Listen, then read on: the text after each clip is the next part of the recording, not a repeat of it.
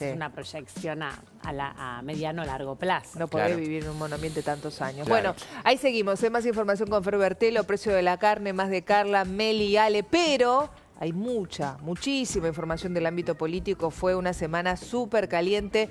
Ya está Martín Rodríguez Yebra conectado para desarrollar todo. Martín, ¿cómo te va? Buen sábado. Buen sábado, ¿cómo estás, Vivi? Bien. ¿Qué no pasó? Pasó de todo, ¿no? Sí, principalmente por primera vez de manera tan contundente una rebelión política de aquellos sectores de la oposición que hasta ahora habían venido colaborando con el gobierno de Javier Milei, que confluidos con otros sectores más duros de la oposición, como el kirchnerismo, lograron sacar 6 votaciones contrarias al gobierno en el Senado, incluyendo 2 leyes o 3 leyes en realidad, que pueden ser muy perjudiciales para el plan del gobierno de Javier Milei, o por lo menos así lo plantea Javier Milei, porque podrían afectar el superávit fiscal primario que tanto considera el gobierno una bandera, ¿no?, de su gestión. Sobre todo las leyes que tienen que ver con jubilaciones, con mejoras para los jubilados, tuvieron un amplísimo respaldo en el Senado, y ahora le abre a Javier Milei, que había elegido previamente confrontar de manera muy abierta con todo ese espectro opositor, que principalmente tiene como foco a los gobernadores provinciales, afectados a su vez por el recorte de envío de fondos a sus provincias.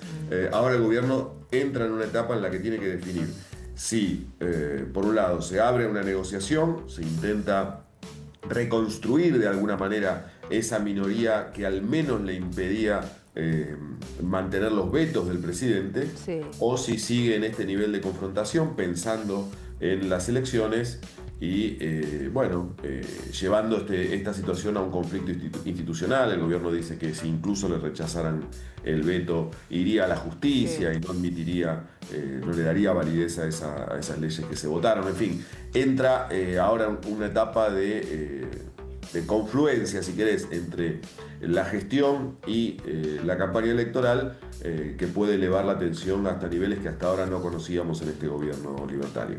¿Meli? Buen día, Martín. Justamente me interesa ver cómo le posiciona este tipo de medidas al gobierno, sobre todo porque parecían como que de cara a las elecciones están polarizando bastante. Decir, bueno, miren este tipo de medidas que están haciendo, están comprometiendo superávit fiscal, es culpa de ellos, como que tratan de exponerlos. ¿Es una jugada que los favorece de cierta manera? No, mira, pero yo no creo que lo favorezca. Creo que el relato del gobierno, una vez consumada la derrota, y se puede constatar en las declaraciones de Luis Caputo, o por lo menos en los tweets que emitió Luis Caputo diciendo que esto es lo mejor que nos podía haber pasado. O sea, una vez consumada la derrota, el gobierno dice: esto es genial, nos viene bárbaro, porque ante la sociedad pone a la casta de un lado y nos muestra a nosotros luchando por el superávit fiscal del otro y queriendo complicarnos el gobierno, queriendo voltearnos el gobierno, la gente los va a detectar, etc.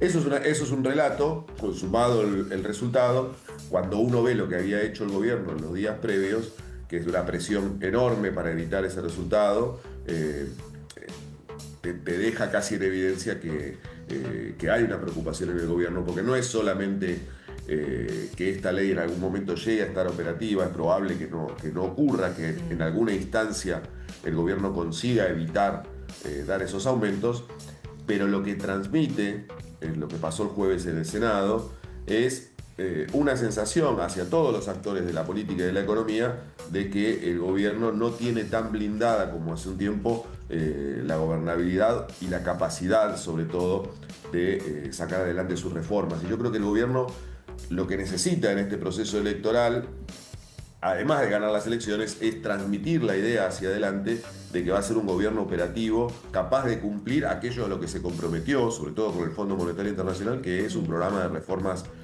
profundas, con temas que difícilmente vaya a poder aprobar, incluso ganando las elecciones, si no tiene amplios consensos. Entonces, un gobierno que lo que está diciendo es que todo lo que tiene enfrente es una manga de ratas, puede tener muchas complicaciones. Evidentemente, son etapas, el gobierno puede sortear esa etapa y después cambiar, pero estamos viendo el anticipo de un futuro bueno, delicado, en el que el gobierno por lo menos va a tener que decidir de qué manera se va a transformar para hacer operativa su gestión. Ahora te pregunto por la relación entre el gobierno y los gobernadores, ¿no? Martín, pero vamos a escuchar si te parece lo que opinaba al respecto de esto que vos estabas mencionando el jefe de gabinete Franco. Vamos a escuchar.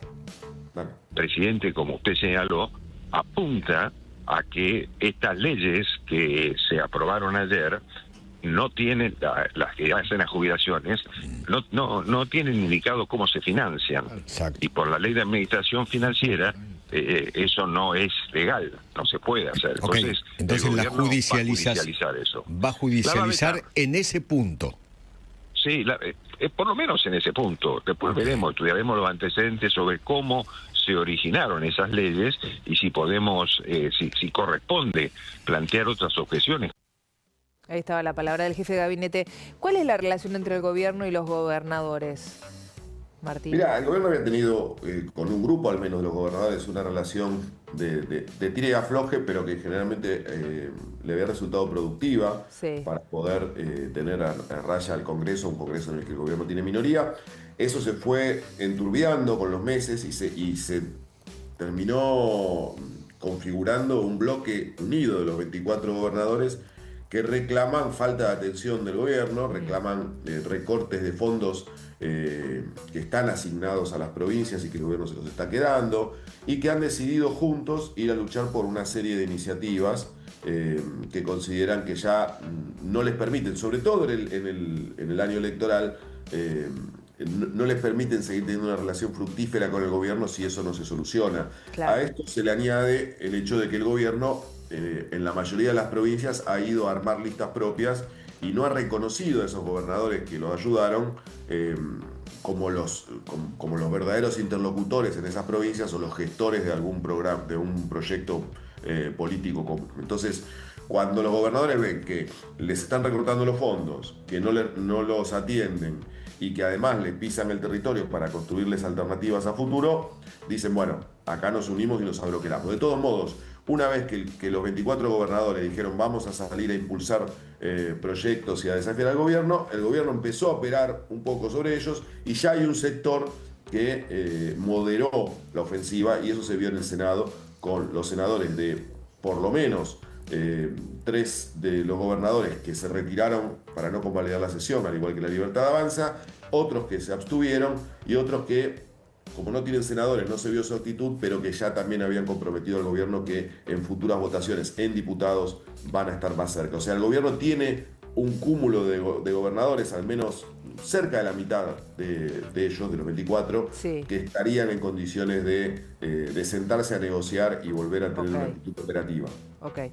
Martín, gracias como siempre por la información. Buen sábado. A ustedes, chao. Beso enorme. Muchísimas gracias, Martín Rodríguez Yebra. Miren las medialunas, observen.